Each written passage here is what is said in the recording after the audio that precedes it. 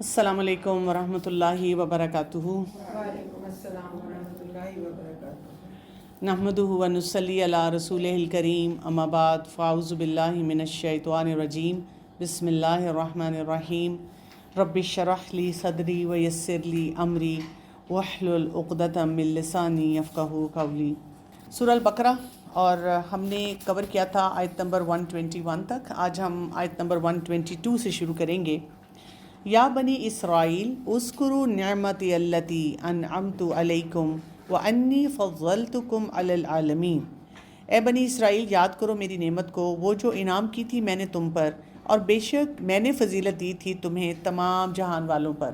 یعنی یہ خطاب بار بار اللہ تعالیٰ کی طرف سے آ رہا ہے، اور بنی اسرائیل کو بار بار اس بات کا احساس دلایا جا رہا ہے کہ اللہ تعالیٰ کی کتنی فضیلت تھی۔ سب سے بڑی بات یہ کہ بنی اسرائیل کا سوچتے اب ہم نے اپنے بارے میں بھی سوچنا ہے کہ اللہ تعالیٰ نے ہمیں بھی کتنی بڑی فضیلت دی ہے۔ اچھا، آپ کو پتہ ہے کہ جب ہم بہت نیگیٹو انوائرمنٹ میں رہتے ہیں نا، تو پھر کیا ہوتا ہے؟ پھر ہمیں وہ فضیلت نظر آتی ہے؟ نہیں نظر آتی۔ اور آپ دیکھیں کہ ہم لوگ اسپیشلی جیسے پاکستان میں رہتے ہیں، تھرڈ ورلڈ کنٹری ہے، کبھی پرائس ہائیک ہے، کبھی کوئی جھگڑے ہیں، کبھی کوئی پولیٹیکل سینیریو ہے، کبھی اور کچھ ہو رہا ہوتا ہے، تو ہم ہر چیز پہ کیا کرتے ہیں کہ اتنا سوشل میڈیا میں، ٹی وی اسکرینز پہ، آپس کی گفتگو میں اتنا ہائپ کریٹ کر دیتے ہیں۔ اس سے کیا ہوتا ہے؟ مسئلہ حل ہو جاتا ہے؟ نہیں، اچھا، مسئلہ تو حل نہیں ہوتا، لیکن ہماری کیفیت کیا ہو جاتی ہے؟ بے چینی اور ڈپریشن، انگزائٹی، بالکل، ہوپلیس ہو جاتے ہیں، ہوپلیسنیس، نیگیٹیوٹی۔ ہوپلیسنیس آتی ہے۔ اور ہر شخص یہ بات کر رہا ہوتا ہے کہ کسی طرح سے بس اس ملک سے باہر چلے جائیں، اور کسی کو یہاں پر کوئی امید نہیں نظر آتی۔ حالانکہ میں کتنے لوگوں کو جانتی ہوں کہ جب وہ باہر کسی ملک میں گئے ہیں تو وہاں پر بھی وہ چیلنجز سے ہی ڈیل کر رہے ہیں، پریشان ہی ہیں۔ یہ نہیں ہے کہ کوئی اگر کوئی اچھا اپرچونٹی کسی کو ملتا ہے تو وہ کوئی جا نہیں سکتا، اس اپرچونٹی کو یوز نہیں کر سکتا، لیکن جب آپ کو پتہ ہو کہ آپ نے ایک انوائرمنٹ میں رہنا ہے اور ابھی آپ کے پاس کوئی وے آؤٹ نہیں ہے، یا آپ اس کو کسی بھی سچویشن کو وے آؤٹ کے طور پہ استعمال نہیں کرنا چاہتے، تو پھر کیا کرنا چاہیے؟ جو اللہ تعالیٰ نے ہمیں فضیلت دی ہوئی ہے نا، اس کو پہچاننا چاہیے، خود بھی پروڈکٹیو ہونا چاہیے، اور پورے معاشرے کو اپنے ارد گرد بھی پروڈکٹیو بنانا چاہیے۔ یعنی مسائل تو اپنے وقت پہ حل ہوں گے نا، لیکن ہم کیا کرتے ہیں کہ بس سارا دن یہی تذکرے کر کر کے خود بھی ڈپریس ہوتے ہیں اور دوسروں کو بھی ڈپریس کرتے ہیں۔ Every environment has its own set of challenges. Wherever you are in the world, while we have life, اللہ تعالیٰ نے دیا تو آزمائشیں بھی ہیں، environment پہ بھی آپ کو set of challenges تو ہوتا ہے۔ ایبسلیوٹلی، ہر جگہ پہ آپ کی لائف میں چیلنجز ہوں گے، ایک جگہ پہ ایک جیسے ہوں گے، دوسرے پہ دوسرے ہوں گے، لیکن یہ بھی یاد رکھیں، جیسے آج کل ابھی یہ فائر وال کا ہوا تو بہت جگہوں پہ لوگوں نے بہت باتیں ایسی کی کہ ہمیں کیوں کنٹرول کیا جا رہا ہے۔ تو میں نے ان سے کہا کہ آپ کسی بھی ملک میں چلے جائیں تو ہر جگہ پر اس طرح کے کنٹرولز موجود ہیں، کیونکہ سوسائٹی کو انارکی سے، فرسٹریشن سے بچانے کے لیے کچھ ایلیمنٹس کو ہر حال میں کنٹرول کرنا ہوتا ہے۔ اگر ہم کہتے ہیں کہ جی بہت مہنگائی ہے، آپ دکانوں پہ جائیں وہ ابھی بھی بھری ہوئی ہیں، جو کام کرنے والے ہیں وہ اپنے بجٹ کو مینج کر رہے ہیں، وہ ایکسٹرا جابز کر رہے ہیں۔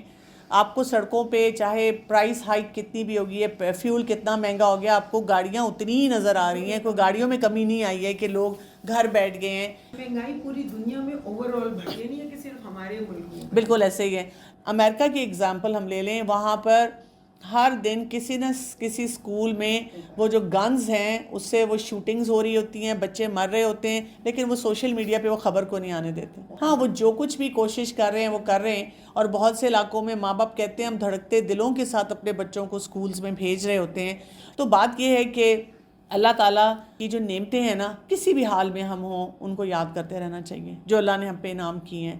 اللہ نے ابھی بھی ہمیں بہت سو سے اچھا رکھا ہے، ہمیں اذان کی آواز آتی ہے، الحمدللہ۔ ہمارے ہر دوسرے علاقے میں مساجد موجود ہیں، ہمارے کلچرز میں چھپ کے جتنی بھی برائیاں ہیں، لیکن اگر آپ کسی بھی برائی کو کھلے عام کرنا چاہیں گے، یعنی ایک لڑکا لڑکی اگر آپ کو کہیں اکٹھے نظر آئیں گے اور وہ حرام ریلیشن شپ ہوگا تو کوئی اپریشیٹ نہیں کرے گا، ہر کوئی کہے گا کہ یہ غلط کام ہے۔ کوئی نشہ کرتا نظر آئے گا، اس کو کوئی اپریشیٹ نہیں کرے گا، ہر کوئی کہے گا کہ یہ غلط کام ہے۔ اسی طرح آپ دیکھیں، ہمارا جب دل چاہتا ہے کہ ہم دین کے معاملے میں کوئی حلقہ کریں، کوئی گیدرنگ کریں، ہم بڑی آسانی سے وہ کر لیتے ہیں۔ ہمارے ابھی بھی بہت سے گھروں میں جو برادری سسٹم ہے اس کے بھی بڑے فائدے ہیں، جس کی وجہ سے نوجوان نسل جنگ سے بچی ہوئی ہے، بہت زیادہ بے حیائی اور ریانی سے بچی ہوئی ہے، کیونکہ جی وہ جو نانا دادا ہیں اور جو بزرگ ہیں وہ پسند نہیں کرتے اور وہ بچوں کو روک لیتے ہیں. تو ٹھیک ہے، کہیں کہیں ہمیں ریپرکشنز نظر آتی ہیں، مسئلے مسائل نظر آتے ہیں، لیکن بہت سی جگہوں پر ہم ان کے فوائد بھی دیکھ رہے ہیں. جب ہم اللہ تعالیٰ کے انعامات کو دیکھیں، اللہ کی نعمتوں کو یاد کریں، تو پھر ہم اگلے سٹیپ پہ جاتے ہیں، اور وہ یہ ہوتا ہے کہ ہم یہ سوچیں کہ میرے کرنے کے کام کیا ہیں.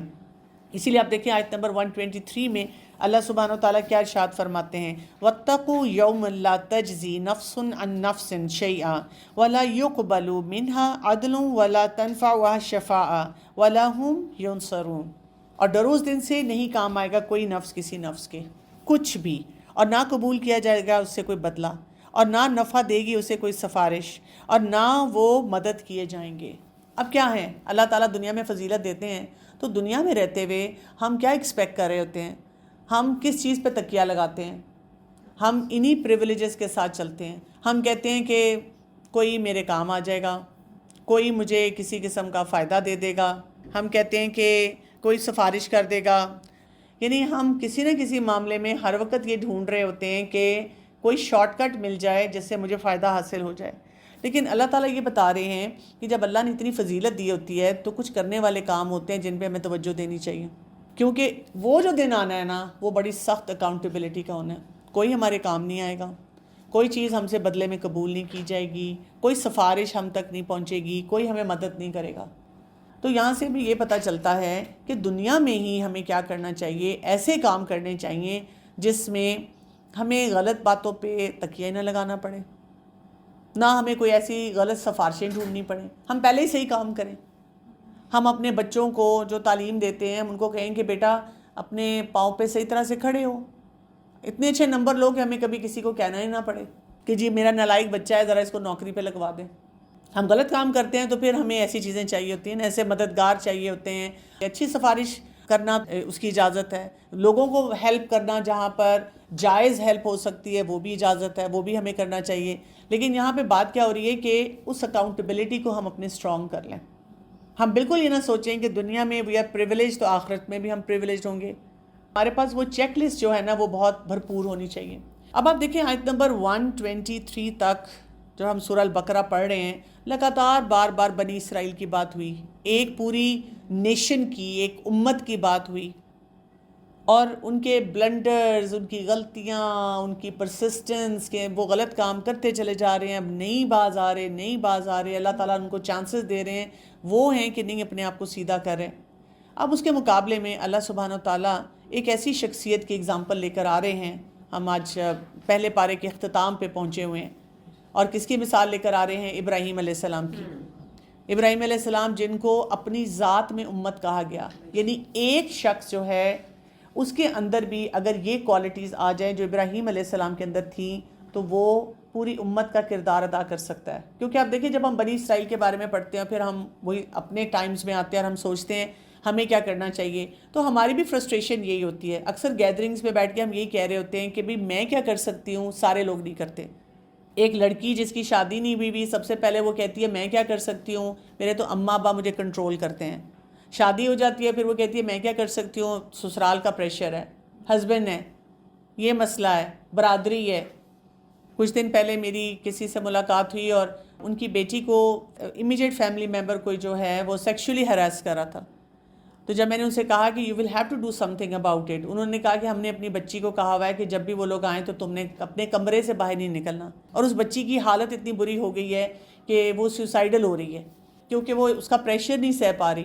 اور جب میں نے ان سے کہا کہ آپ کو اوپنلی اس شخص کو اپنے گھر سے آؤٹ کرنا پڑے گا کہ وہ آپ کے گھر میں نہیں آ سکتا کیونکہ وہ اپنی حرکتوں سے باز نہیں آ رہا. اصل پریشر کیا ہے؟ برادری کا، سینسٹیو ریلیشن شپ کا، کہ اس کو ہم کیسے ٹھیک کریں. تو آپ دیکھیں چھوٹے مسئلے بھی ہیں، بڑے مسئلے بھی ہیں. جب آپ کوئی کام کرنا چاہتے ہیں، ایون آپ پردہ کرنا چاہتے ہیں، تو آپ کہتے ہیں کہ جی بڑا مشکل ہے، ہمارے تو گھر والے نہیں تیار ہوتے، مانتے نہیں ہیں، ہم کس طرح سے کوئی بھی اپنے لیے فیصلہ کریں.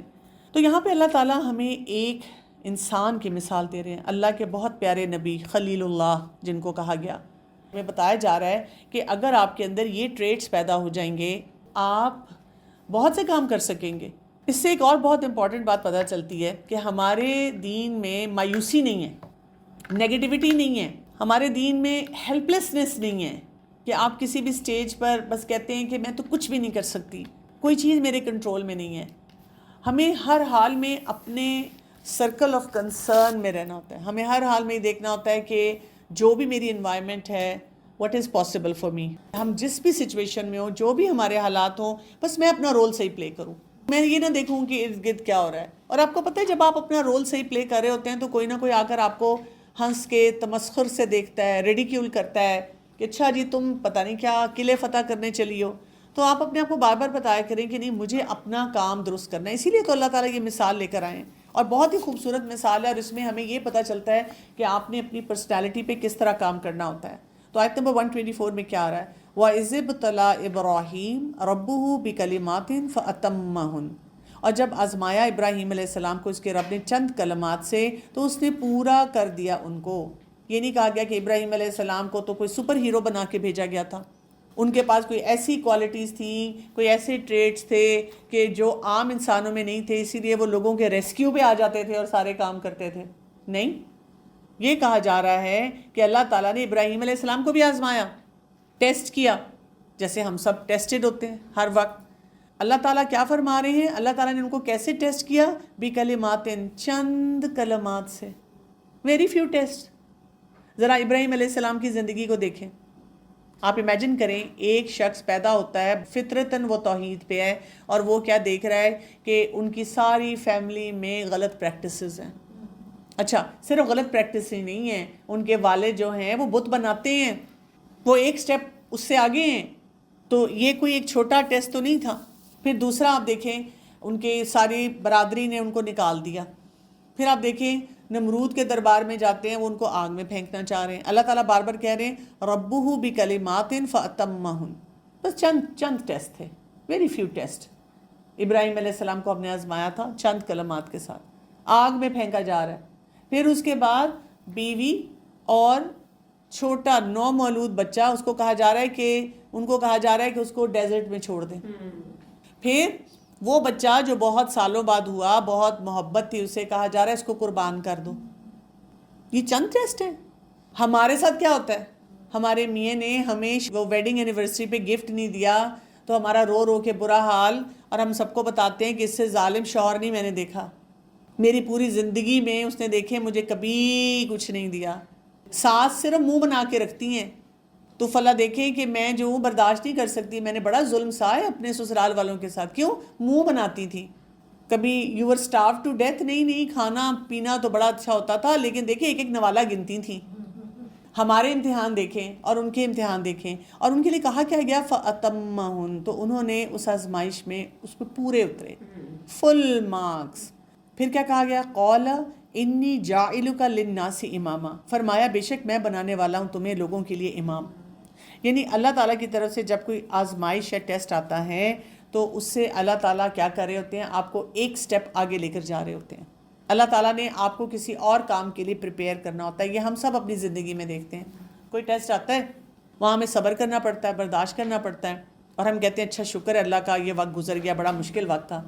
کچھ عرصے کے بعد کوئی اور ٹیسٹ آتا ہے جس میں اسی صبر سے بھی زیادہ بڑا کام کرنا ہوتا ہے. ہم کہتے ہیں اللہ یہ تو میں نے کبھی سوچا ہی نہیں تھا کہ مجھے یہ بھی کرنا ہوگا. اور اس وقت جب ہم پچھلا ٹیسٹ یاد کرتے ہیں ہم کہتے ہیں وہ تو کچھ بھی نہیں تھا. لیکن ساتھ ہی کہتے ہیں اللہ تعالیٰ اگر وہ ٹیسٹ میری لائف میں نہ آیا ہوتا نا تو شاید میں اس ٹیسٹ کے لیے پریپیئرڈ نہ ہوتی. ہمارا وہ سٹیمنا بلٹ ہو رہا ہوتا ہے. ایک کہانی آتی ہے، ایک گاؤں میں ایک شخص تھا، اس نے ایک گائے اپنے کندھوں پہ اٹھائی اور تمام گاؤں والوں کو چیلنج کیا. کہا کہ یہ دیکھو میں نے اس کو کندھے پہ اپنے اٹھایا ہے اور میں سیڑھیاں چڑھ کے اوپر چھت پہ جا رہا ہوں، کوئی ہے تم میں سے جو یہ کام کر سکتا ہے؟ سب لوگوں نے کہا یہ تو پاسبل نہیں ہے، پتہ نہیں اس نے کیسے یہ کام کر لیا، کتنا بہادر ہے، کتنی اس کے اندر طاقت ہے. ایک نوجوان آیا اور اس نوجوان نے آ کر کہا کہ میں یہ کروں گا لیکن مجھے 2 مہینے کا ٹائم چاہیے. اس نے کہا لے لو یہ ٹائم. اس نے کیا کیا کہ ایک بچھڑا لیا اور اس کو اپنے کندھوں پہ بٹھاتا تھا اور روز اوپر چڑھتا تھا. وہ بچھڑا بڑا ہوتا گیا اور جب چند ماہ کا وہ ٹائم جو اس نے لیا ہوا تھا ڈیڈ لائن، تو تب تک کیا ہوا اس کے مسلز اتنے اسٹرانگ ہو چکے تھے، اس کا سٹیمنا اتنا بلڈ ہو چکا ہوا تھا کہ سارے گاؤں والوں کے سامنے اس نے اس کو اٹھایا گائے کو اور اوپر چڑھ گیا. تو بات یہ ہوتی ہے کہ کوئی بھی کام کرنے کے لیے ہمیں اللہ تعالیٰ جب آزماتے ہیں نا تو ایک اور پیڈسٹل پہ بٹھاتے ہیں. ہاں امتحان مانگنے نہیں چاہیے, کبھی یہ نہیں کہنا چاہیے اللہ تعالیٰ مجھے ٹیسٹ کر لیں because I want to really do something great in my life. ہمیشہ یہ مانگنا چاہیے اللہ تعالیٰ مجھے نہ آزمائیں. لیکن جو ٹیسٹ آتا ہے ہم نے ابراہیم علیہ السلام سے یہ سیکھا کہ جو بھی ٹیسٹ آئے گا ہم نے اس میں پورا اترنا ہے. مطلب آزمائش آئے تو instead of going into negativity start thinking out of the box and see that اللہ تعالیٰ has given this to me and then he must have made a way out. اللہ تعالیٰ وہ جو ٹیسٹ دیتے ہیں تو ساتھ ہی ٹولز ہمارے پاس موجود ہوتے ہیں کہ اس سے ذریعے ہم نے اس کو ٹھیک کرنا ہوتا ہے. قال ومن ذریتی, تو جب ان کو یہ خوشخبری سنائی گئی کہ آپ کو میں لوگوں کا امام بنانے والا ہوں, آپ کو ایک لیڈرشپ رول دینے والا ہوں, تو انہوں نے کہا میری اولاد کے لیے بھی. یہاں سے ہمیں کیا پتہ چلتا ہے, یہ والدین کا بڑا نیچرل ایک طریقہ کار ہوتا ہے کہ جب ان کو کوئی خوشخبری دی جاتی ہے ان کا دل چاہتا ہے میرے بچوں کو مل جائے. آپ اکیلے کہیں جاتے ہیں کچھ اچھی چیز کھا لیں, فوراً کہتے ہیں ہاں بچوں کو کسی دن لے کر آؤں گی, یا بچوں کے لیے پیک کروا لو. بچوں کو وہ بات نظر آئے نہ آئے لیکن آپ کو بچے یاد آتے رہتے ہیں. بچے بڑے ہو جائیں, گھروں سے دور چلے جائیں تو آپ ان کی پسند کی چیزیں بناتے رہتے ہیں, یا ان کی پسند کا کھانا کبھی بنے تو آپ کو پھر وہ یاد آتے ہیں کہ ہاں یہ فلاں کو یہ بہت پسند تھا. اسی لیے آپ دیکھیں ہمیں بھی اپنی مائیں یاد آتی ہیں کہ وہ ہر وقت ہمارا اسی طرح سے خیال رکھتی ہیں. تو انہوں نے بھی فوراً پوچھا کہ میری اولاد کے لیے بھی کچھ ہے. قال لا ینال عہد الظالمین, فرمایا نہیں پہنچے گا عہد میرا ظالموں کو. اس کا کیا مطلب ہے؟ ڈسکلیمر آ گیا یہاں سے اللہ تعالیٰ کی طرف سے. کیا مطلب ہے؟ اولاد اگر نیک کام کر رہی ہوگی, فالو کر رہی ہوگی پرنسپلی, تو بالکل ملے گا. لیکن اگر وہ ظلم کرنے والی ہے, ظالم کون ہوتا ہے؟ جس کو جو بتایا جائے کہ اس کا یہ حق ہے, یہ کام کرنا ہے, وہ نہیں کرتا, تو اس کے لیے کوئی بھی وعدہ نہیں ہے, چاہے وہ آپ کی اولاد ہے. یعنی آپ نے ہر ٹیسٹ پورا کیا ہے, کوئی امامت دی جا رہی ہے, لیڈرشپ رول دیا جا رہا ہے, تو یہ نہیں ہے کہ جی میرے ابو اس ادارے کے ہیڈ لگ گئے ہیں تو اب میں کسی بھی ڈپارٹمنٹ میں جا کے جاب کر سکتا ہوں, میں یہاں کے سارے پریولیجز جو ہیں اپنے اون پر ان کو انجوائے کر سکتا ہوں. Definitely not. اس طرح سے ہمارا دین مذہب نہیں چلتا. ہمارے دین میں کیا ہے, اپنی کریڈیبلٹی کو آپ کو خود اسٹیبلش کرنا پڑتا ہے. اگلی آیت میں آ رہا ہے, آیت نمبر 125 میں, وَإِذْ جَعَلْنَا الْبَيْتَ مَثَابَةً لِلنَّاسِ وَأَمْنًا وَاتَّخَذُوا مِن مَّقَامِ إِبْرَاهِيمَ مُصَلًّى وَعَهِدْنَا إِلَىٰ إِبْرَاهِيمَ وَإِسْمَاعِيلَ أَن طَهِّرَ بَيْتِيَ لِلطَّائِفِينَ وَالْعَاكِفِينَ وَالرُّكَّعِ السُّجُودِ. اب یہاں پہ ابراہیم علیہ السلام کو جب امامت دی جا رہی ہے تو وہ بہت سے کام بھی کر رہے ہیں. وہ اپنے اس رول کو پیسو طریقے سے نہیں پرفارم کر رہے کہ جی تھوڑے سے ٹیسٹ ہو گئے اور اب تو مجھے ریسٹ ہی کرنا ہے, مجھے بہت سی پریولیجز ملنی ہیں. جیسے آپ دیکھیں کوئی بہت بڑا آفیسر بن جاتا ہے تو اس کو گاڑی ملتی ہے, بنگلہ ملتا ہے, نوکر چاکر ملتے ہیں, اور کہتے ہیں اب مزے کی زندگی گزاریں گے. لیکن اسلام میں امامت لیڈرشپ کا یہ کرائیٹیرین نہیں ہے. کرائیٹیرین یہ ہے کہ اب آپ کو بہت سا کام کرنا ہوگا, آپ کو اس رول کو رسپانسبل طریقے سے ادا کرنا ہوگا. اسی لیے کہا گیا کہ جب بنایا ہم نے بیت اللہ کو مثابۃ للناس وامنا. اب یہاں پہ اللہ کے گھر کی کیا تعریف آ رہی ہے, کیا بات یہاں پہ ہمیں بتائی جا رہی ہے کہ اللہ تعالیٰ کا گھر جو ہے وہ مثابہ ہے. مثابہ کہتے ہیں ایک تو ثواب کی جگہ, دوسرا کہتے ہیں بار بار لوٹنے کی جگہ. یعنی یہ ایسی جگہ ہے جہاں پر انسان بار بار جاننا چاہتا ہے. ایک اٹریکشن ایسی اس جگہ کی ہوتی ہے کہ ڈسپائٹ آل دا چیلنجز, آپ بیمار بھی ہو جاتے ہیں, آپ کو رش بھی لگتا ہے, آپ تھک بھی جاتے ہیں, لیکن آپ سے پھر کچھ عرصے بعد کوئی کہ چلنا ہے, آپ کہتے ہیں ہاں, بلکہ آپ اگلا خواب دیکھنا شروع کر دیتے ہیں, اگلی اس کی پلاننگ کرنی شروع کر دیتے ہیں. رسول اللہ صلی اللہ علیہ وآلہ وسلم نے فرمایا پے در پہ حج و عمرہ کرو, بے شک یہ فقر اور گناہوں کو ایسے دور کرتا ہے جیسے بھٹی لوہے کی میل کچیل کو دور کرتا ہے. جیسے بہت سے لوگوں کا کانسیپٹ ہوتا ہے نا کہ ایک دفعہ حج کر لیا تو بس کافی ہے, ضرورت نہیں ہے بار بار حج اور عمرے کرنے کی, یہی پیسے ہم کسی غریب کو دے دیں. تو میں اکثر لوگوں کو کہتی ہوں کہ جہاں آپ کا ایمان بڑھ رہا ہوتا ہے نا, اور جس عبادت کے لیے ہمیں قرآن اور حدیث سے پتہ چلتا ہے کہ یہ بار بار لوٹنے کی جگہ ہے, اس کو نہ کم کریں. آپ باقی ٹرپس کم کر دیں نا, جو آپ کو بار بار امریکہ یاد آ جاتا ہے, UK یاد آ جاتا ہے, یورپ یاد آ جاتا ہے, ویکیشنز کسی ایک جگہ پہ گئے آپ کہتے ہیں دوبارہ وہاں جانے کو دل چاہ رہا ہے, بار بار ایک ہی ریسٹورنٹ کے چکر لگاتے ہیں, وہ سارے پیسے سیو کریں. اور جو شادیاں ہوتی ہیں اس میں تھیمیٹک قسم کی پتہ نہیں کتنی ایکٹیویٹیز اور کتنے فنکشنز کرتے ہیں, وہ سب کم کر دیں, اور وہ والا پیسہ جو ہے نا ان غریبوں کو دے دیں جن کو واقعی ضرورت ہے. لیکن یہ جو ٹرپ ہوتا ہے نا, یہ جو لوٹنے کی جگہ ہے, جو ثواب کی جگہ ہے, یہ کس لیے ہے؟ یہ آپ کی ریچارجنگ کے لیے. You need to go there again and again. اور اب میں بتاؤں کہ کچھ عرصہ پہلے گئی ہوئی تھی تو میں نے یہ نوٹ کیا کہ جب انسان جاتا ہے نا اتنے منصوبے بنا کے جاتا ہے وہاں پہ، بس میں نے یہی کرتے رہنا ہے اور میں نے اس طرح سے اپنے ایمان پہ کام کرنا ہے، لیکن وہاں دھکم پیل، کھانا پینا، اس کی سٹرگل، آنے جانے کی سٹرگل، کبھی کبھی آپ کی کوئی نماز ہوٹل میں ہی آ جاتی ہے، آپ سے نہیں پڑھی جاتی، چاہے آپ حرم کے بالکل سامنے ہوتے ہیں، آپ پہنچ ہی نہیں پاتے وہاں تک، یا نکل کے جاتے ہیں اپنے ہوٹل سے تو آپ کو اتنی دور جگہ ملتی ہے کیونکہ اندر سارا وہ جیم پیکٹ ہوتا ہے، انہوں نے راستے بند کر دیے ہوتے ہیں، اور آپ سوچتے ہیں اللہ میں اتنے ہزاروں میلوں کا سفر کر کے لاکھوں روپیہ لگا کے اس لیے آئی تھی، آپ کو اپنے آپ سے تھوڑی سی ڈس اپوائنٹمنٹ ہونی شروع ہو جاتی ہے۔ لیکن میں نے اس دفعہ سوچا کہ نہیں، یہاں آنا پھر بھی فائدہ دیتا ہے، اور یہاں آ کر جو بھی ہم سوچتے ہیں کہ میں نے کرنا ہے نا، وہ ہم واپس آ کے کیری نہیں کر سکتے۔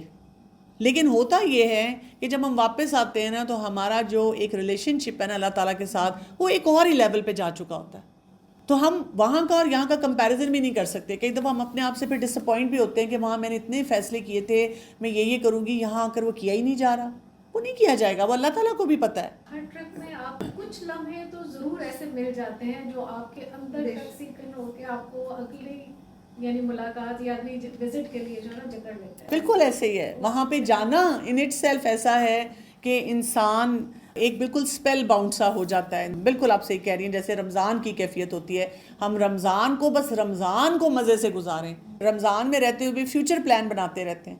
ہم کہتے ہیں اب دیکھو رمضان میں نا میں نے 2 قرآن مجید جو ہے نا ناظرہ پڑھ لی ہیں، اب میں نے رمضان کے بعد تو 3 پڑھ لیا کرنے ہیں، کیونکہ تب تو دیکھو نا میں رات کو بھی ٹائم پہ سوؤں گی، اس میں کیا ہوتا ہے آدھا پارا بھی نہیں پڑھا جاتا۔ تو ہم اگر رمضان کو اس طرح لیں کہ بس یہ میرا ٹائم اس طرح سے ہے، اللہ تعالیٰ نے اس لیے کٹ آف کروایا ہوا ہے کہ میں اس میں اپنے تعلق کو مضبوط کروں۔ اسی طرح حج عمرے پہ جائیں، بس فوکس کریں گے ہیئر اینڈ ناؤ اپنے ایمان کو مضبوط کرنے میں، اور جب ہم واپس آئیں گے نا اس کا امپیکٹ ہم ضرور سائڈ بائی سائڈ محسوس کرتے رہیں گے۔ جب کہا گیا کہ مثابۃ للناس، یہ لوٹنے کی جگہ ہے لوگوں کے لیے، وہ امنا اور امن کی جگہ ہے، یہ بھی ہم سب جو ہے وہ محسوس کر لیتے ہیں۔ وہاں پر جب ہم جاتے ہیں تو کیا ہوتا ہے، بالکل ہم ریلیکسڈ ہوتے ہیں، ہم اچھے طریقے سے وہاں پر اپنے سارے معاملات کو لے کے چل رہے ہوتے ہیں، ہمیں کسی قسم کا ڈر نہیں ہوتا۔ تو یہ اللہ تعالیٰ نے جگہ ایسی بنائی ہے، اور پھر اسی لیے ساتھ کیا بتا دیا گیا، وَاتَّخَذُوا مِن مَقَامِ إِبْرَاهِيمَ مُصَلًّى، اور بنا لو مقام ابراہیم کو مصلی، نماز کی جگہ۔ تو مقام ابراہیم ہمیں پتہ ہے کہ وہ مقام ہے جہاں پہ کھڑے ہو کر ابراہیم علیہ السلام نے کعبہ کو بنایا تھا، بیت اللہ کی جو ہے تعمیر کی تھی، اور ہمیں یہ بھی پتہ ہے کہ سب سے پہلی تعمیر جو بیت اللہ کی تھی وہ آدم علیہ السلام نے کی تھی، اور اس کے کوئی 4000 سال کے بعد ابراہیم علیہ السلام نے اس کو دوبارہ ریکنسٹرکٹ کیا تھا۔ تو ابراہیم علیہ السلام نے جو یہ محنت کی تھی اللہ تعالیٰ نے اس کو بھی اکنالج کر دیا، اور پھر ساتھ کیا کہہ دیا، وَعَهِدْنَا إِلَىٰ إِبْرَاهِيمَ وَإِسْمَاعِيلَ، اور عہد لیا ہم نے ابراہیم اور اسماعیل علیہ السلام سے۔ کیا عہد لیا؟ ان طاہرا بیتیا، کہ تم دونوں پاک کرو گے میرے گھر کو۔ اب آپ دیکھیں یہ نہیں ہے کہ آپ نے ایک کام میں حصہ ڈال دیا، آپ کی آگے بھی کوئی رسپانسبلٹی ہوتی ہے۔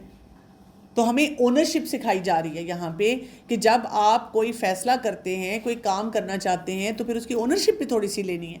یعنی یہاں پہ دونوں باتیں آ جاتی ہیں، ایکچول آ جاتا ہے کہ ٹینجبل طریقے سے صاف کرنا، کہ وہاں پہ صفائی ستھرائی ہو، اور دوسرا کیا آ جاتا ہے کہ انٹینجبل کے جو سوچ ہے اس کو بھی صاف کیا جائے، ایسا ماحول کریٹ کیا جائے کہ لوگ وہاں پر آ کے بالکل توحید پہ آ جائیں، ونس آف اللہ کو صحیح طرح سے پریکٹس کرنا شروع کر دیں۔ اور کس کے لیے کیا جائے؟ للطائفین، طواف کرنے والوں کے لیے۔ طواف وہ عبادت ہے جو کہ بیت اللہ کے علاوہ نہیں ہوتی۔ پھر والعاکفین، اور اعتکاف کرنے والے، اب یہ بیت اللہ میں بھی ہوتا ہے، باقی مساجد میں بھی اعتکاف کیا جاتا ہے رمضان کے دنوں میں۔ اور پھر والرکع السجود، جو رکوع اور سجدہ کرنے والے لوگ ہیں، یعنی جتنے لوگ بھی عبادت کے لیے وہاں پر آ رہے ہیں ان کے لیے وہاں پر آسانیاں جو ہیں وہ پیدا کی جائیں۔ اس کے بعد کیا آتا ہے، آیت نمبر 126 کو دیکھیں، وَإِذْ قَالَ إِبْرَاهِيمُ، اور جب کہا ابراہیم علیہ السلام نے۔ اب ابراہیم علیہ السلام کیا کر رہے ہیں؟